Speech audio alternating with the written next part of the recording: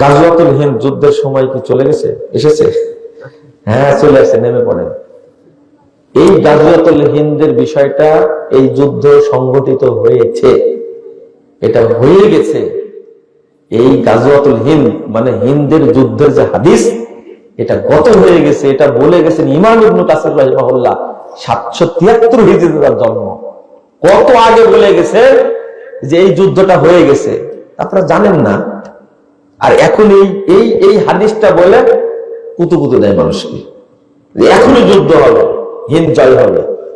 তবে আর একটা খেলাফত প্রতিষ্ঠিত হবে কিয়ামতের আগে, এটা ইঙ্গিত বহন করে ঈসা আলাইহিস সালামের সময় যখন ইমাম মাহদী থাকবে। কথা বোঝা গেছে?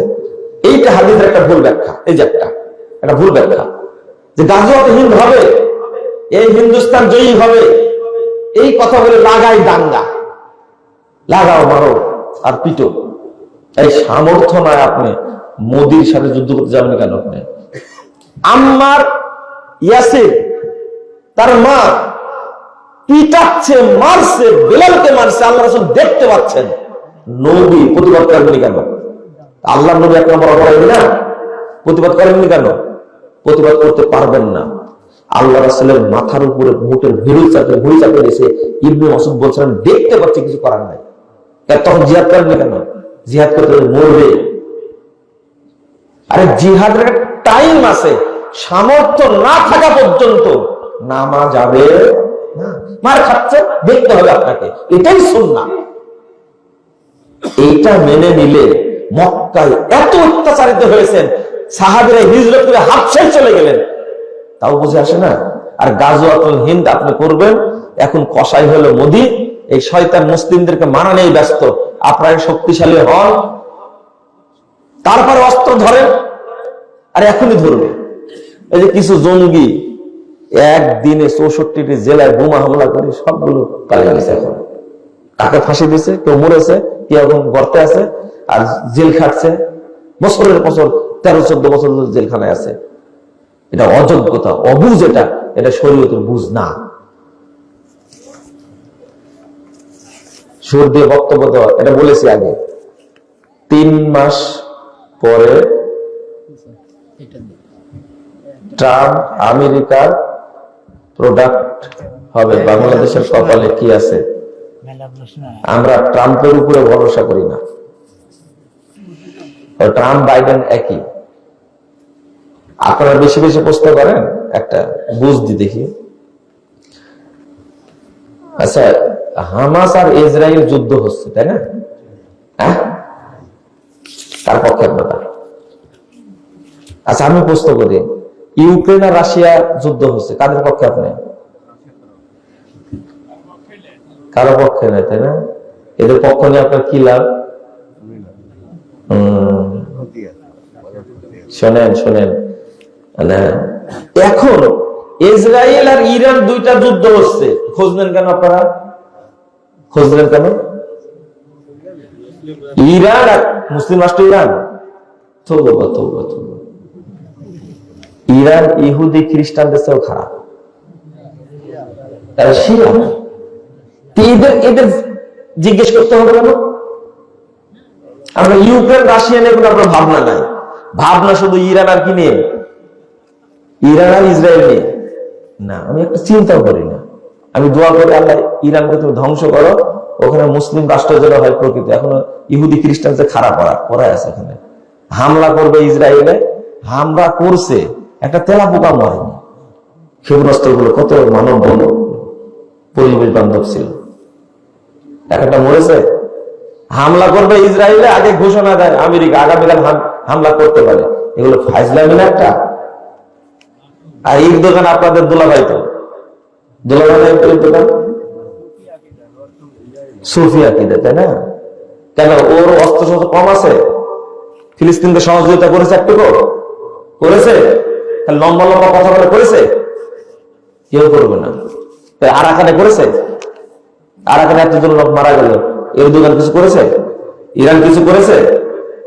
আপনার মতো গাধা নাকি ওরা? ওরা জানে আরাকানে কারা আছে। ওদেরকে সহযোগিতা করলে কি হবে ওরা জানে। আরাকানকে সহযোগিতা করে সৌদি আরব, আরাকানে আছে 8। সৌদি আরবে শুধু আরাকানি মুসলিম আছে, আজ থেকে 10 বছর আগে শুনেছি 18 লক্ষ তাদেরকে সিটিজেনশিপ দিছে। সৌদি আরব দেয়, জীবনে তুরস্ক দিবে? ইরান কোনোদিন দিবে? এরপরও এরদোগানে আপনাদের দুলাভাই। ঠিক আছে, এদেশে ইসলাম কারা এনেছে? যারা পূজা করেন আপনারা, এগুলো সব শয়তান। যারা মানুষের পূজা করে ন্যাংটা হয়েছিল, তারা কি ওলি আউলিয়া হয়? হ্যাঁ, যেমন শিয়াল পীরের মাজার, লাঠি পীরের মাজার, এগুলো সব বাটপারি এগুলো। আর শিয়াল পর্যন্ত ওলি হয় নাকি বলেন তো দেখি? শিয়াল ওলি হয়? এর সব ভণ্ডামি এগুলো। জুমার দিনে খুতবা চলাকালীন সময় দ্বিতীয় খুতবার মুসল্লিদের নিয়ে হাত তুলে দোয়া করা যাবে কি? না, যাবে না। আপনি বলেছেন হানাফি ইমামের পিছনে নামাজ হবে না। এই আমি এটা বলেছি? বাক্যটা ভালো করে বলতে হবে। হানাফি ইমামের পিছনে নামাজ হবে না কথা বলিনি। আমি বলছি যারা সুফি, সুফি আকীদা। বাংলাদেশে কোনো হানাফি আছে? বাংলাদেশে কোনো হানাফি নাই। সব দেওবন্দি আর মাতরুদি আর আশারি আর বেরলভি, এরা হানাফি না তো। বাংলাদেশে একজন হানাফি নাই। হানাফি প্রকৃত হানাফি হলো বাংলাদেশের হানাফি। হানাফি সেই যে ব্যক্তি ইমাম আবু হানিফার আকীদা এবং আমলকে ফলো করে। বাংলাদেশে যারা নিজেদেরকে হানাফি বলে ব্যবসা করছে, এরা ধোঁকাবাজ। এরা ধোঁকাবাজ। ইমাম আবু হানিফা রাহিমাহুল্লাহ আকীদাও মানে না, আমলও মানে না। ওরা আকীদা মানে আশআরী আর মাতুরিদি, আর মাসলা মানে দেওবন্দি। ওরা দেওবন্দি, ওরা বেরলভী, এরা হানাফিকে বলল। আর আমি বলেছি যাদের আকীদা আল্লাহ সর্বত্র বিরাজমান, এদের পিছনে নামাজ হবে না। যারা বলে আল্লাহ নিরাকার, যারা বলে নবী এখনো মরেনি, যারা তাবিজের ব্যবসা করে, এদের পিছনে নামাজ হবে না। এই কুফরি আকীদা এগুলো। যারা মিলাদ করে তাদের পিছনে নামাজ হবে না। নামাজ পড়লে বাতিল হবে, আপনারা পড়বেন না। রাষ্ট্রে ইসলাম কায়েম আহলে হাদিস আলেমদের কোন ভূমিকা দেখা যায় না। আসলে ইসলাম কায়েমটাই তো বুঝেন না আপনি, তাই না? ইসলাম কায়েম কাকে বলে এটাই তো বুঝেন না। রামতির বাংলার একামতের দিন বই আছে, এটা পড়ে নিন। বিয়ের ক্ষেত্রে দিনদার মেয়ে চেনার উপায় কি? এখন দিনদার মেয়ে আপনি পাবেন বুঝে, আল্লাহর কাছে দোয়া করেন। বোরকা পরে প্রশ্ন মিষ্টি করে দোয়া করেন আল্লাহর কাছে, দেখবেন। চেষ্টা করবেন, চেষ্টা করতে তো সমস্যা নাই। চেষ্টা করবেন, বাপ দেখবেন, মাকে, মার সম্পর্কে জিজ্ঞেস করবেন, জানবেন, এলাকার মানুষকে জিজ্ঞেস করবেন। আর প্রথম হলো কি দোয়া। আল্লাহ যেটা একটা নেককার কোন মেয়ে যেখানে থাকুক ব্যবস্থা করে দিও। কিন্তু আপনি নেককার খোঁজেন, আগে দেখেন কোন মেয়েটা বেশি শিক্ষিত, তাই না? বেশি ন্যাংটা। বাংলাদেশের বর্তমান পরিস্থিতিতে সাধারণ মুসলিমদের করণীয় কি? এই ইসকনকে নিষিদ্ধ করেন, দাবি তুলেন। কথা বোঝা গেছে? যারা রাষ্ট্রবিরোধী কার্যক্রম করে তাদের ব্যাপারে তথ্য দেন প্রশাসনকে, একবার শেষায় এদেরকে। দেশটা তো আপনারা ইন্ডিয়ার কাছে বিক্রি করে দিয়েছেন, তাই না? একদিন বক্তব্য দিয়েছিলাম মোদির বিরুদ্ধে, তাই ডিবি অফিসে নিয়ে আমার যা করছে। আওয়ামী লীগ সরকার আমলে নির্যাতিত আলেম সাইদিকে নিয়ে এত কথা বলেন আপনি, কিন্তু বিএনপির আমলে নির্যাতিত আলেম ডক্টর গালেব স্যারকে নিয়ে কিছু বলেন না কেন? তোমার জন্ম মনে পরে হয়েছে। ডক্টর গালেব স্যারের সম্পর্কে গত কয়েকদিন আগে বলেছি, আপনি তো বয়রা, ইবলিশ শয়তান আপনার কানে পেশাব করে দিয়েছে। আমার কথা জীবন সহ্য হবেন না, আপনি কোনোদিন পাবেন না, আপনি কোনোদিন পাবেন না। আপনার চোখে শয়তান পেশাব করে দিয়েছে, একদিন করে, বহুদিন থেকে করছে, কানে পেশাব করে দিয়েছে। গালেব স্যারকে জেলখানা থেকে বের করার জন্য আমরা কি সংগ্রাম আন্দোলন করিনি? সাইদি সাহেব সম্পর্কে বলবো না মানে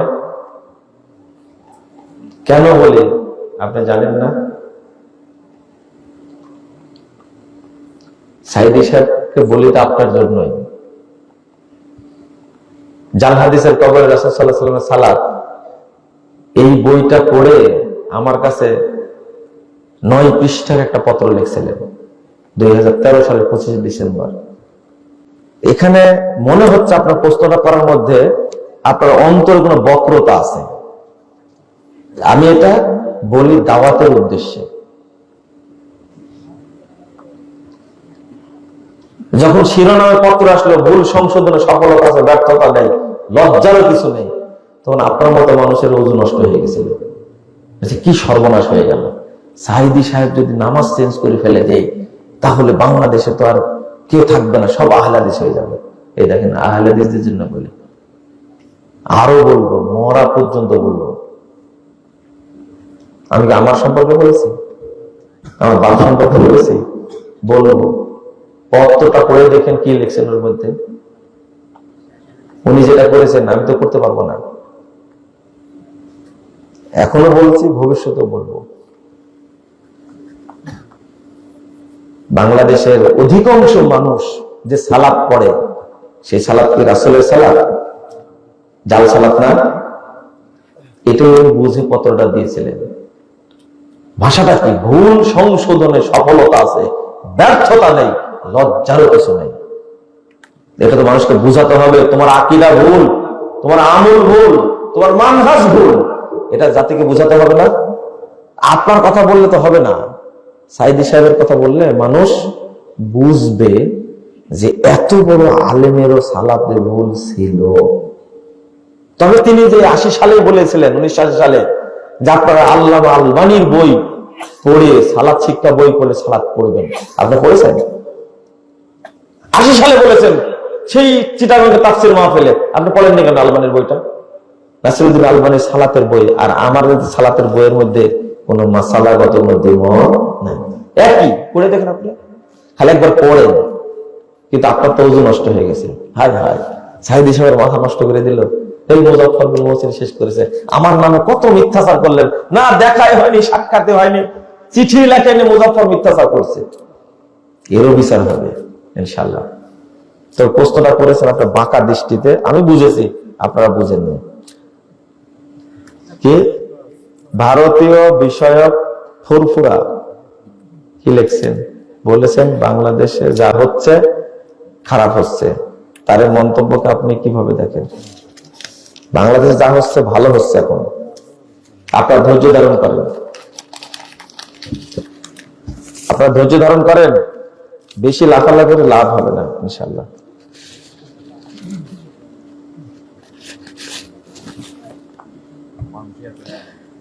আপনি সাঈদী সাহেবের প্রতি প্রশংসা করেন, একই মানুষ প্রশ্নটা করেছে, দেখেন আমি বলছি।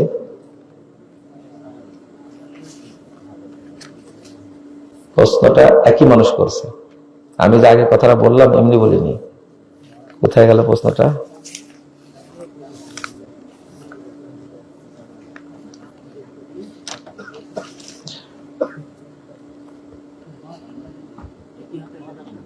হ্যাঁ হ্যাঁ হ্যাঁ, কোথায় গেল প্রশ্নটা? এখানে যেন পড়ে গেল, এখানে আছে।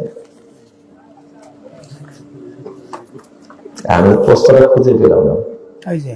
না না, এটা আলাদা প্রশ্ন। আপনি সাঈদী সাহেবের প্রতি প্রশংসা করেন, তাহলে বাংলাদেশ জামাত ইসলামে যোগ দেন না কেন? প্রশ্নটা পেলাম না, এখানে কোথায় গেল?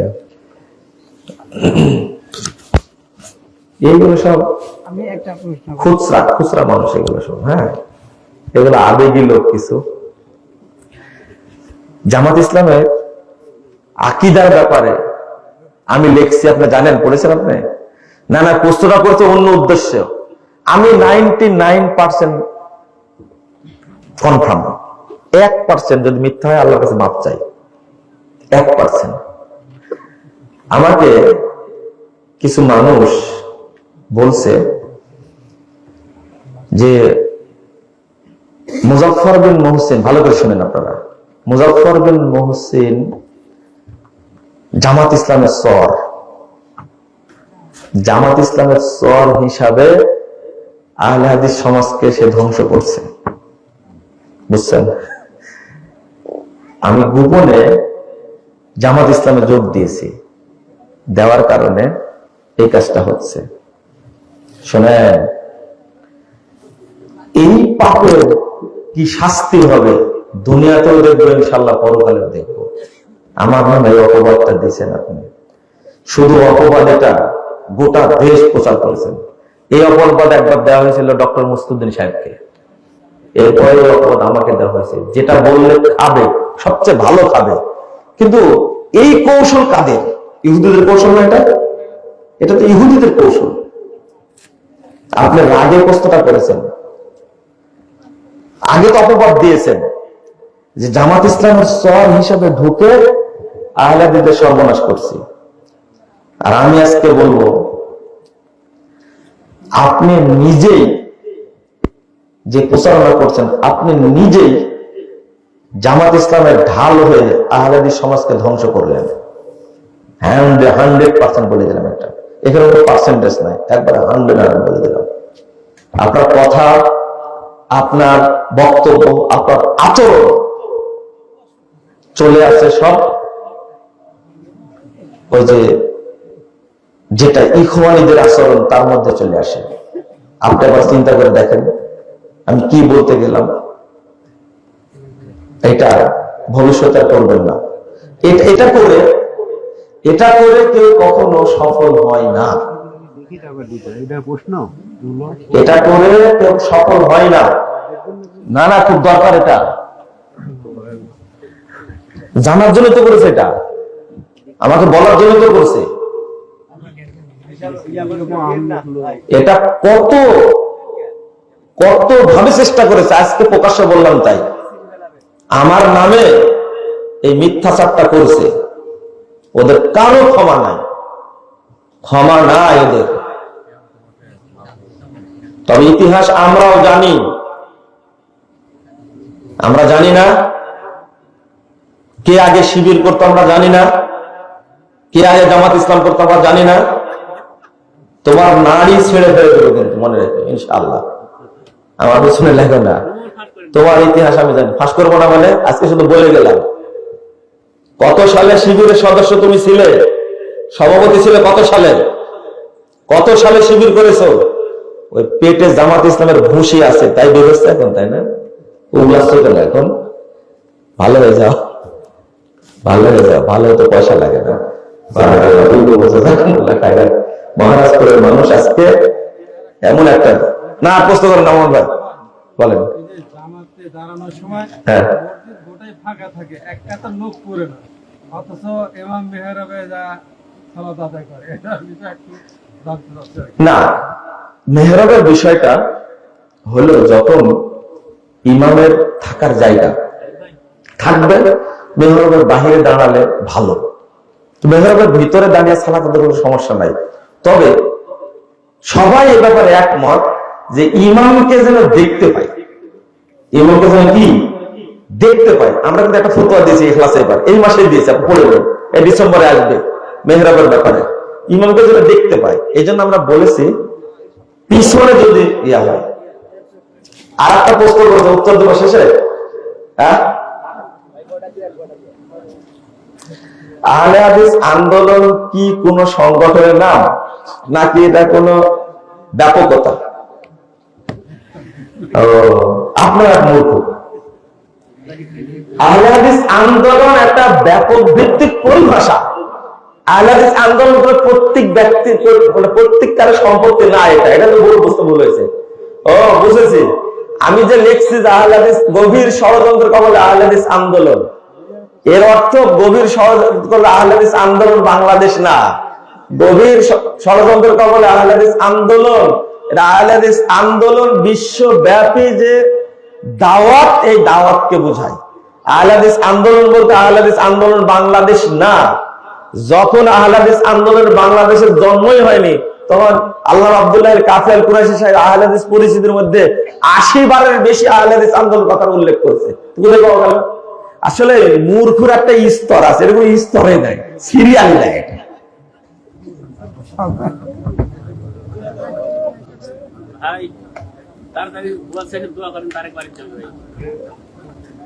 আর একটা বস্তু করবে, শোনেন, মাহফিল বাস্তবায়ন কমিটির কারণে প্রধান বক্তা একটাই উঠে 8টায় 2:30 পর্যন্ত আলোচনা করলে আলোচনা শুনে শ্রোতাদের তো ফরজ কাজা হবে, ফজর। এই কারণে কি মাহফিল কমিটির গুনাহ হবে? সব গুনাহ মাহফিল কমিটির হবে, সব, এতে কোনো সন্দেহ নেই। তাহলে তারেক ভাই যদি আপনি করেন এটা, তাহলে আপনার গুনাহ হবে।